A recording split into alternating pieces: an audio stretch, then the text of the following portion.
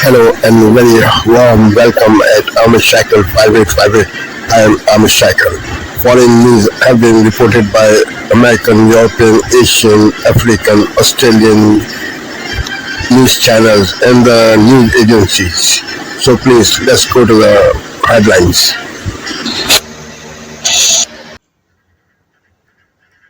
We are following two major stories tonight.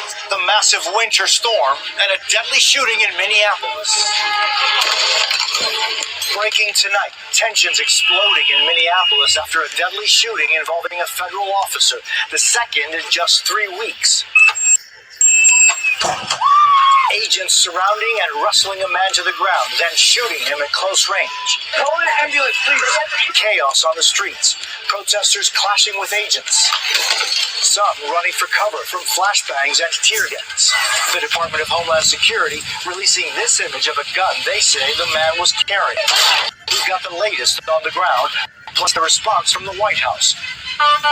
Plus the other major story we're following tonight.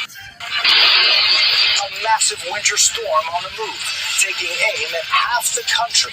Millions on alert as a catastrophic system brings a dangerous triple threat of heavy snow, ice, and light cold from east to the northeast. The travel nightmare. Semi-trucks crumble and cars skidding off roads as thousands of flights are canceled. Where the system is heading as our reporters fan out across the storm zone. Nightly News starts right now. This is NBC Nightly News with O.T.S. Boulevard. Good evening. We will get to that massive winter storm in just a moment, but we begin with a tragic and disturbing deadly shooting involving federal officers in Minneapolis, the second in just 3 weeks. This video shows the chaotic scene when officers surrounded a man who the Department of Homeland Security says was armed, took him down, shot, and killed him. Following that, protesters clashed with federal officers who used tear gas and smoke bombs to control the crowd. Camila Bernal starts us off, and a warning, some of the video you're about to see is disturbing. Chaos on the streets of Minneapolis today. This video showing a confrontation with federal agents escalating into a new deadly shooting, reigniting tensions in a city already on edge. The video capturing multiple gunshots being fired.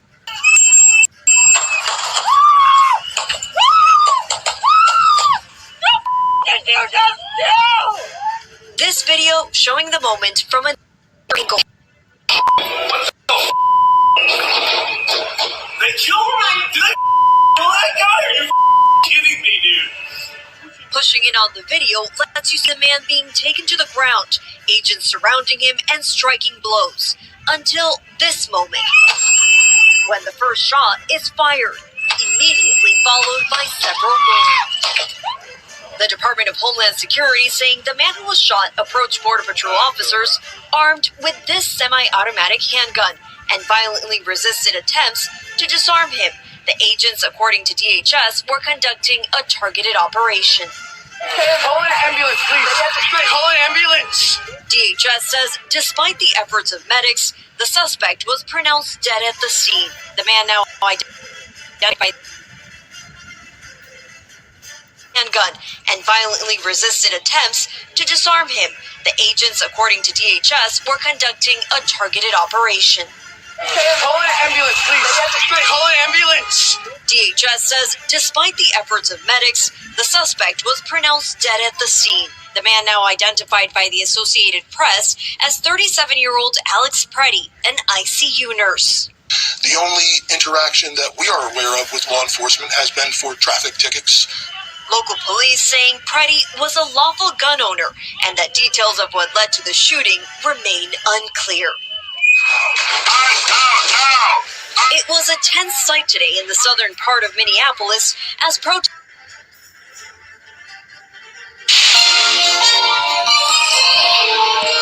this Saturday night, America sitting on a powder keg.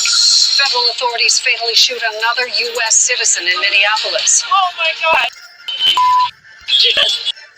With tensions escalating on the streets. A great American city is being its own.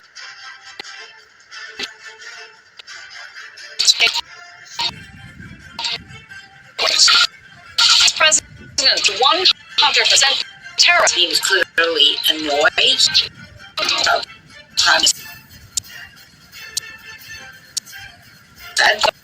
The way massive polar vortex means canceled flight and more temperature warnings. Global National reporting tonight. Colleen.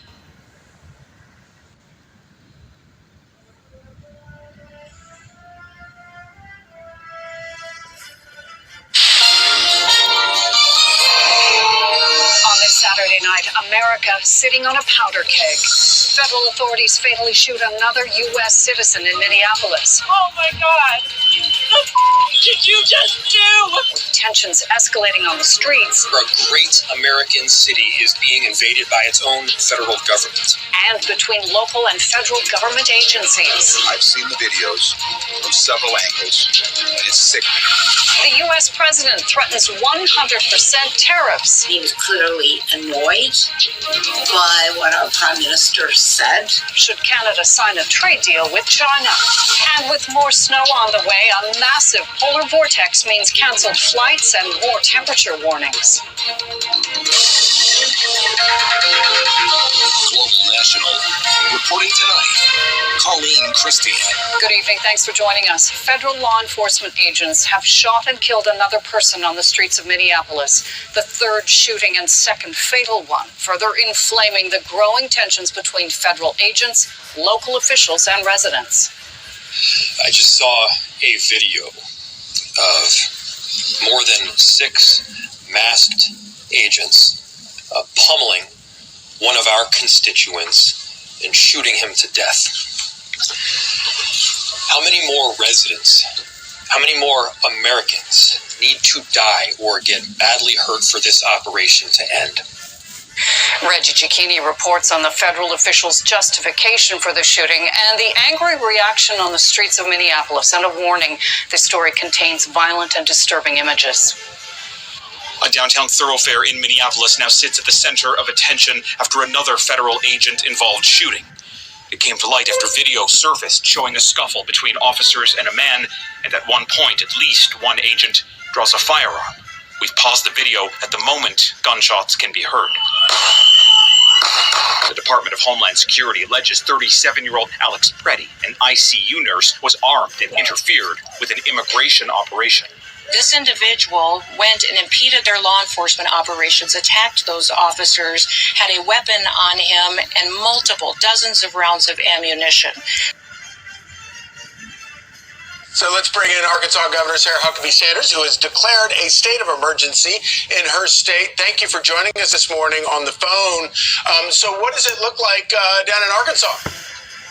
Well, certainly it is very cold here, very abnormal temperatures for our state, but we've had amazing teams that have been working around the clock to prepare for the storm that's hitting. We're in the middle of the first wave and expecting a second one to hit later today and into tomorrow. And like I said, we've done a lot of work to get ahead of the storm. I declared a state of emergency earlier and directed about $250,000 to put assets in place, and we've got over 170 members of our Arkansas National Guard that have been deployed and actively assisting communities all over Arkansas over the last 24 hours. And we have roughly about 6,000 people without power, but had a chance to visit with some of our linemen yesterday and take them coffee and cookies and get them caffeinated and sugared up so they could continue working. There's about 3,500 of them that are working nonstop and around the clock to ensure we have power and get people powered as quickly as possible. We're continuing to encourage every Arkansan to stay off the roads and to really take this storm seriously and follow the guidance of our state and local officials.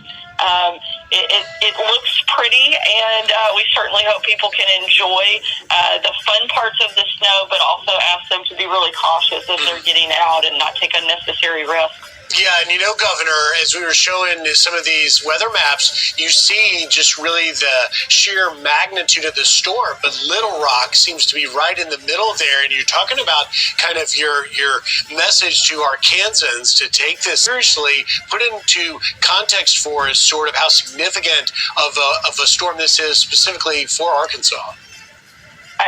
Certainly, we are, in the southern part of the country. We like warm weather in Arkansas, and so this is more. Warning now to our viewers, we are about to show you video of today's killing on the streets of Minneapolis, and it is graphic. Several agents surround the 37-year-old man who is on the ground, apparently trying to get him under control. Officials say he was armed with a 9mm sonic handgun and violently assisted.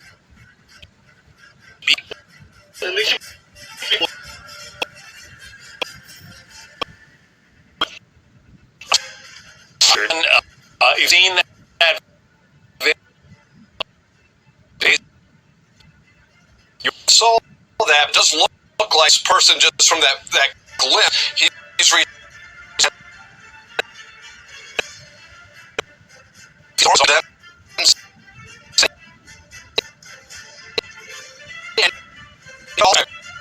the officers very well could prevent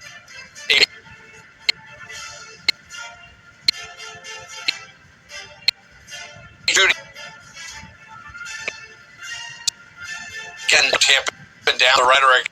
They come back out swinging, trying to sort of fire people up again. It's really shameful. I want to play a soundbite from the Minneapolis mayor, Jacob.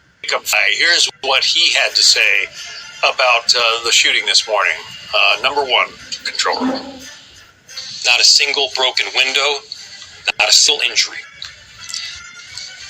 Those peaceful protests embody the very principles that both Minneapolis and America was founded upon. Conversely, the mass militarized force and unidentified agents who are occupying our streets, that is what weakens our country. That is what erodes trust in both law enforcement and in democracy itself.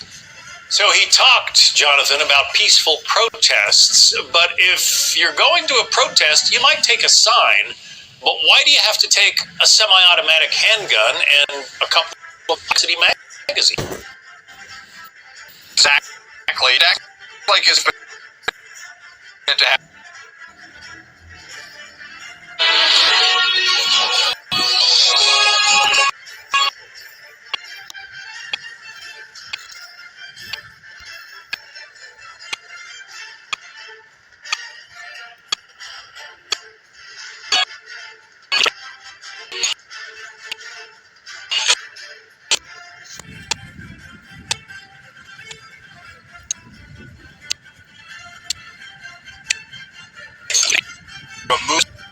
From Minnesota.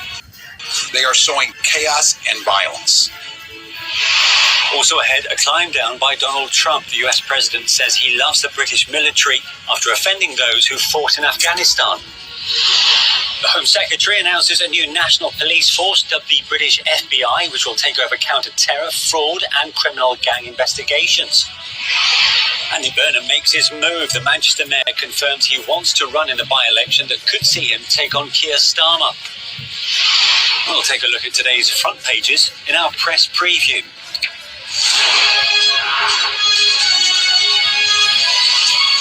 A very good morning. The governor of Minnesota has told Donald Trump to get federal immigration officers out of his state after they were involved in another fatal shooting in Minneapolis. Alex Pressey, a 37-year-old intensive care nurse and American citizen, died after at least 10 shots were fired at him. The Department for Homeland Security insists he was carrying a firearm. However, Pressey's family denies he was holding a gun. Our US correspondent Martha Kellner has this report. A warning: it contains the moments leading up to the fatal shooting and audio of the shots that were fired. Another week in Minneapolis, another shooting by federal immigration agents. This time, a 37-year-old American citizen. He's held on the ground. He's beaten with the butt of a rifle, shot once, then again and again and again. at least 10 times within 5 seconds. Did they kill that guy? Are you kidding me, dude? This video shows the moments before. The victim in sunglasses, appearing to be pushed by an officer.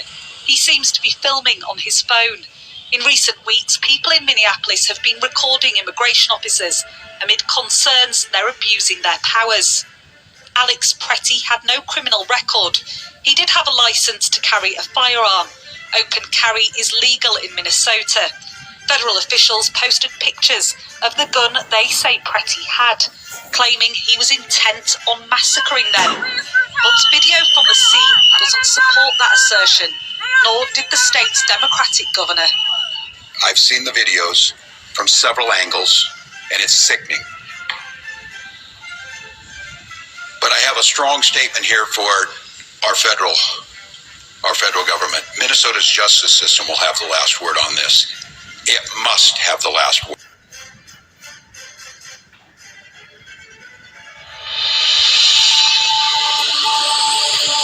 Today, a possible sighting of the man wanted over the murders of 3 people in the New South Wales Central West. Tactical police are in that location now, carrying out searches of multiple properties in the area.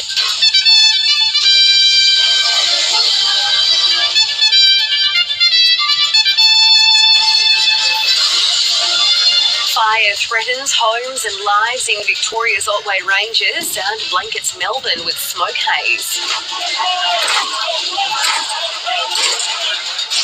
Heightened tensions in the United States. Protesters take to the streets after a man is shot dead by immigration agents in Minneapolis. Defense Department boss Greg Moriarty to become Australia's next ambassador to the US, replacing Kevin Rudd. Sabalenka, the Tiger roars into the last 8 here at the AO. And world number 1 Arena Sabalenka powers through to the quarterfinals of the Australian Open.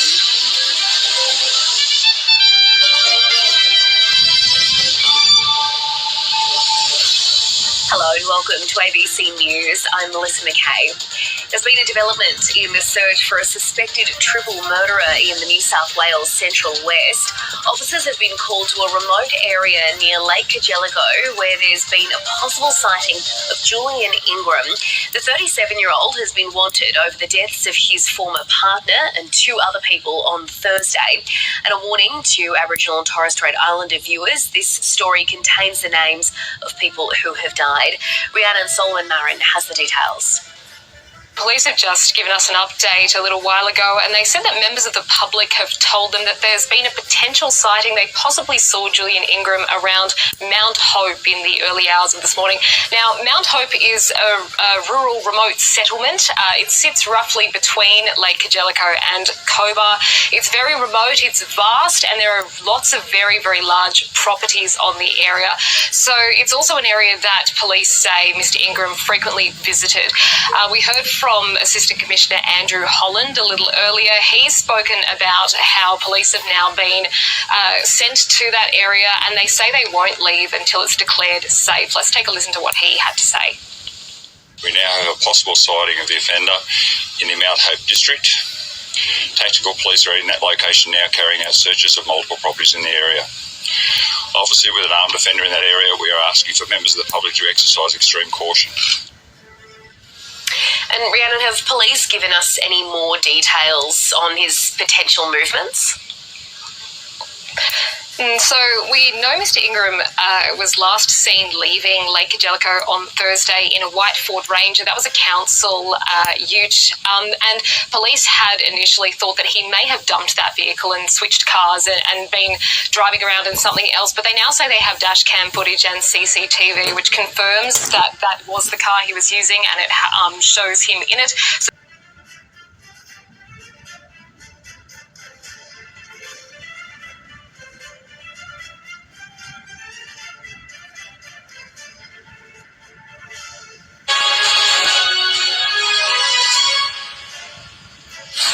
This is Sky News, the headlines. Another fatal shooting in Minneapolis at the hands of federal agents. The man killed was a 37-year-old intensive care nurse named Alex Pretty.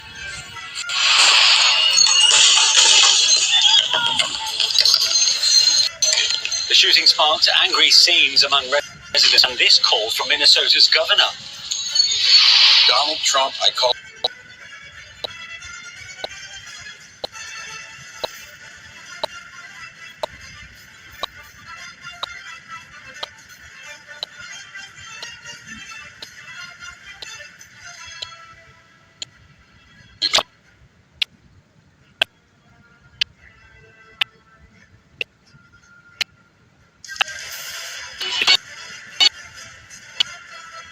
Great to have you, Governor.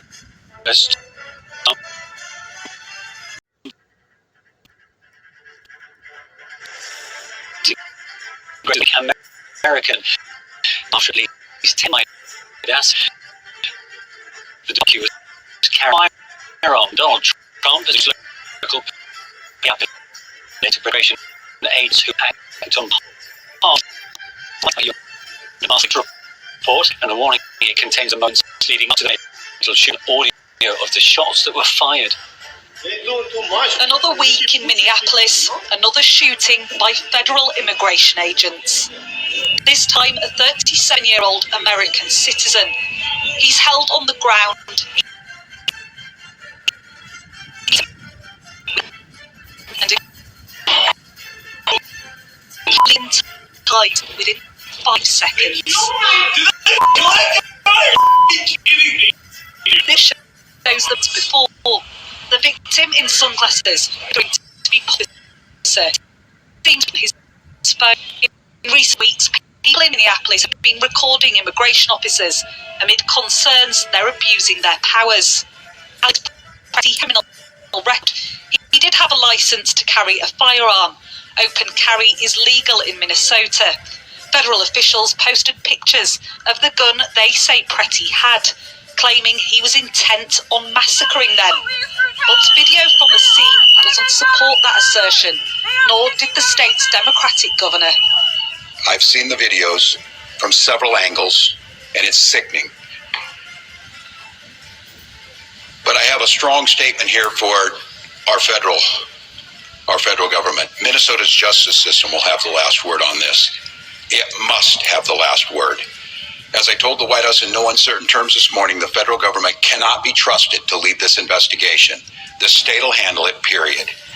Almost immediately, protests erupted. Law enforcement responding with tear gas. Minneapolis was already primed for confrontation. Just 2 weeks ago, another woman was shot dead by an immigration officer.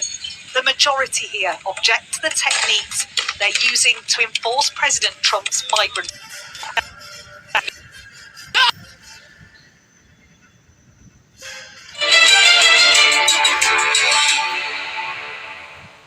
The headline news this hour. Protests in Minneapolis, Minnesota. Widespread federal immigration shoots and kills a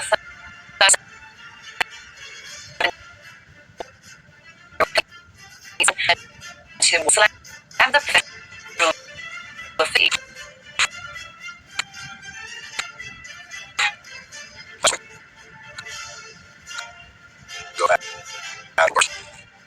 And today that campaign claimed another life.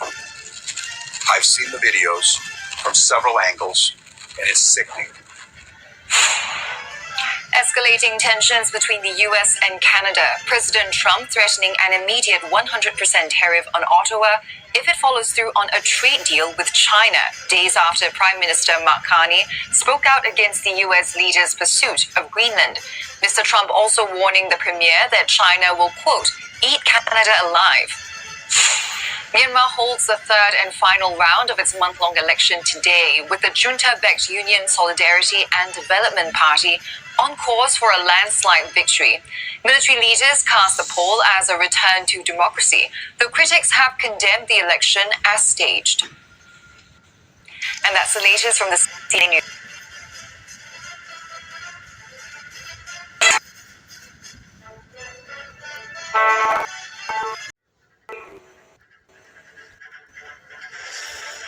This is Asia Now.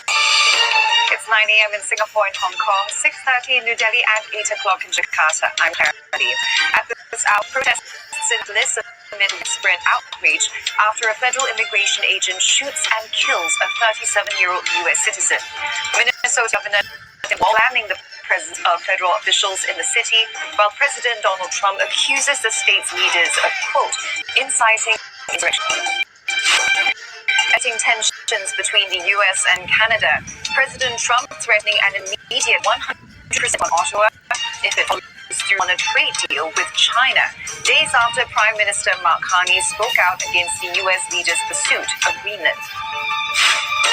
Myanmar holds the third and final round of its month-long election today, with the military-backed USDP on course for a landslide victory. The military junta has cast as a critics dim the election stage.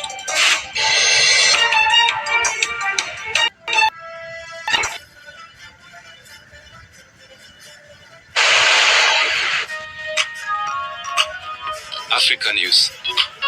The news. Ivory Coast President Alassane Ouattara announced a government reshuffle Friday in which most ministers retained their posts and his brother, the current defense minister, also became deputy premier. The reshuffle follows a general election in December in which Ouattara's ruling RHDP nearly 8 of the seats in parliament, and 3 months after Ouattara was re-elected for a 4th term with nearly 90% of the vote. Prime Minister Robert Bege Mambe remained in post. Ouattara's brother, Tene Birahima Ouattara, kept the influential defense portfolio and takes on the newly created position of Deputy Prime Minister, according to the presidency. Former Premier Patrick Achi becomes Speaker of Parliament, while 84-year-old Tiemoko Meillet Kone was retained as Vice President. A notable departure is that of Agriculture Minister Gobenan Kwasi Adjumani.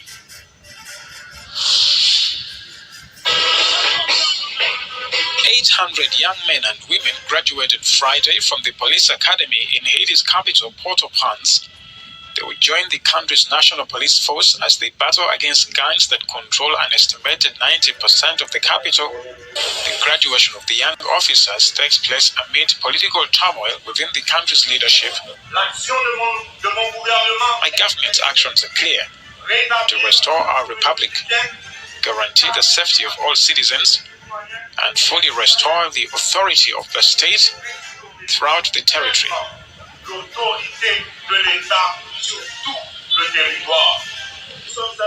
Haiti's political crisis deepened Friday when a member of the country's transitional council announced that a majority of the panel had voted to fire the country's embattled prime minister.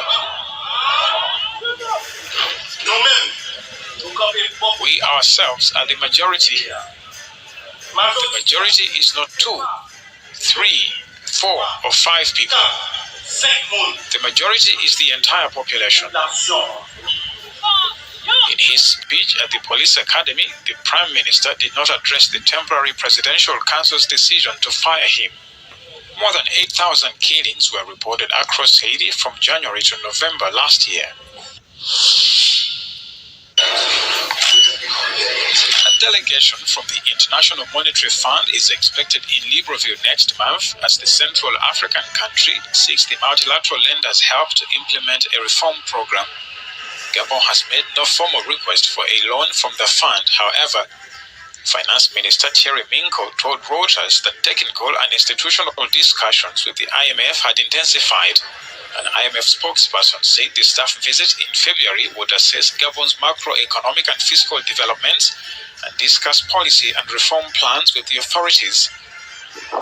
Gabon's debt has risen in recent years, hitting 80% of the country's GDP, with fears that the actual figure could be higher. The oil producer has battled a current account deficit since crude prices collapsed a decade ago.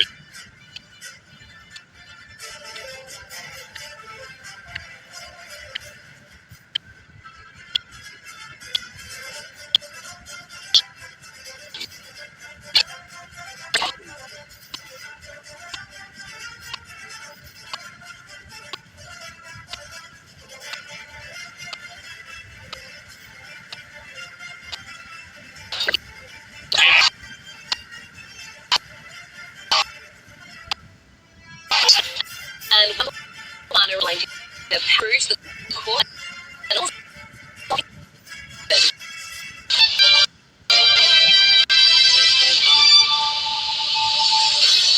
Hello and welcome to ABC News. I'm Melissa McKay. Former New South Central West officer been called to area where there's been the 37-year-old has been wanted over deaths of his former partner and 2 other people on Thursday. And warning to Aboriginal and Torres Strait Islander viewers, this story contains the names of people who have died. Rhiannon Solomon-Marin has the details. Police have just given us an update a little while ago, and they said that members of the public have told them that there's been a potential sighting. They possibly saw Julian Ingram around Mount Hope in the early hours of this morning. Now, Mount Hope is a rural remote settlement. It sits roughly between Lake Kajelico and Cobar. It's very remote, it's vast, and there are lots of very, very large properties on the area. So it's also an area that police say Mr. Ingram frequently visited. We heard from Assistant Commissioner Andrew Holland a little earlier. He's spoken about how police have now been sent to that area, and they say they won't leave until it's declared safe. Let's take a listen to what he had to say. We now have a possible sighting of the offender in the Mount Hope district. Tactical police are in that location now carrying out searches of multiple properties in the area. Obviously, with an armed offender in that area, we are asking for members of the public to exercise extreme caution. And Rhiannon, have police given us any more details on his potential movements?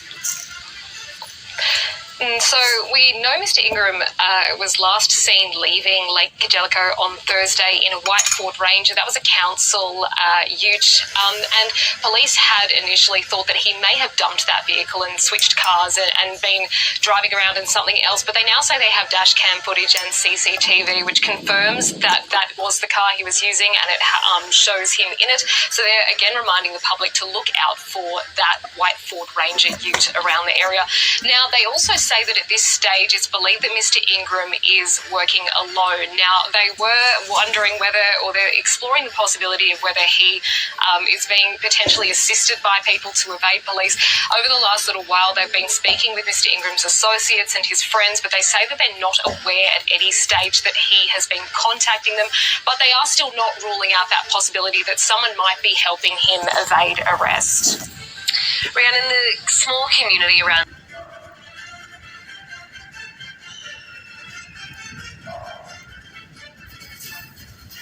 France 24.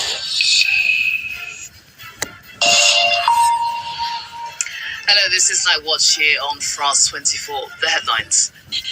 U.S. National Guard troops deployed in the city of Minneapolis after a man is shot and killed by a Border Patrol agent during an anti-ICE protest. The man, identified as Alex Pretty, was an intensive care nurse who his family says was upset by President Donald Trump's immigration crackdown. The latest set of talks to end the war in Ukraine end with no deal. Ukrainian President Volodymyr Zelensky striking a positive tone, though, saying the discussions were constructive and focused on possible parameters for peace. A ceasefire between the Syrian government and Kurdish forces is extended by 15 days. The two sides signed a truce after a wave of fighting that saw Syrian government forces rapidly advance and seize territory previously held by the SDF.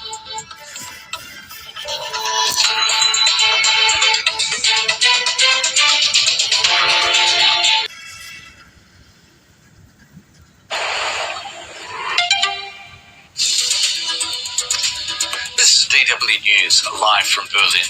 Another fatal shooting in the US city of Minneapolis ratchets up tensions over Donald Trump's anti-immigration campaign. New clashes with protesters break out over the death. Less than